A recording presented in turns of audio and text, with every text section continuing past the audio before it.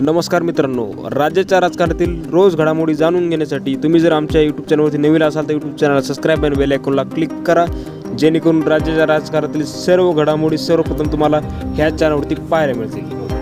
राज्यात सध्या निवडणुकीच्या वारी वाहू लागले आहेत. ह्या निवडणुकीदरम्यान कोणता पक्ष कोणासोबत युत्या करत आहे, आघाड्या करत आहे हे समजण्याचं झालं. परंतु सत्तेत राहण्यासाठी सर्वच पक्ष आपल्या पारंपरिक विरोधक सोबतही हातमिळवणी करताना दिसत आहेत.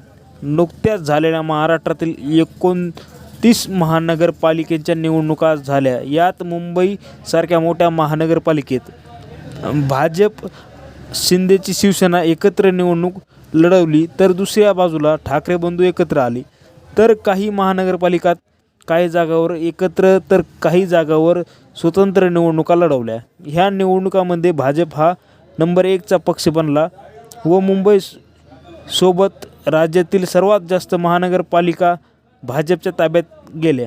पण आणि काही जागावर स्पष्ट बहुमत नाही, त्या ठिकाणी इतर पक्षाला सोबत घेत सत्तेमध्ये सहभागी भाजपने केले.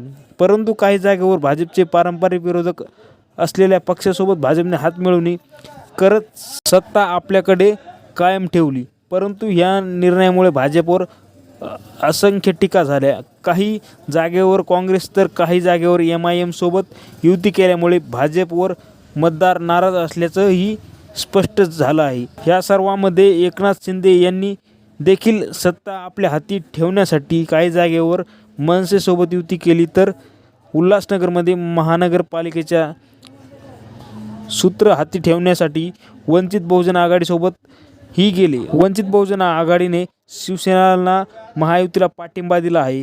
त्यामुळे Shiv Sena, team of India, People's Republican Party, team आम्ही काल, सही पक्ष, रिपब्लिकन पार्टी ऑफ इंडिया या सर्व पक्षांना सोबत घेत एकनाथ शिंदेंनी यांची शिवसेना सत्तेत विराजमान झाली. परंतु ह्या समीकरणामध्ये भाजप मात्र सत्तेपासून दूर राहिला.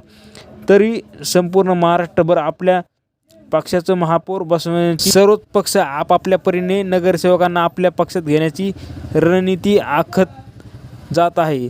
तर उद्धव ठाकरे यांच्या काही नगरसेवकांनी निवडून येताच उद्धव ठाकरे यांना धक्का देत भाजप आणि एकनाथ शिंदे यांच्या शिवसेनेत प्रवेश केला व आता राज्यात 12 जिल्हा परिषद व पंचायत समितीच्या निवडणुका लागल्या आहेत.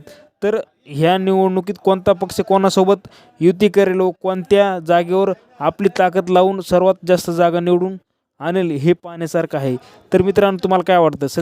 विरोधी पक्षातील विरोधी विचारातील पक्षासोबत सत्तेसाठी हातमिळवणी करणे योग्य आहे का? तुमच्या प्रतिक्रिया आम्हाला कमेंट बॉक्समध्ये नक्की कळवा. आणि अजून जर तुम्ही आमचं यूट्यूब चॅनल सबस्क्राईब केले तर यूट्यूब चॅनल सबस्क्राईब करा.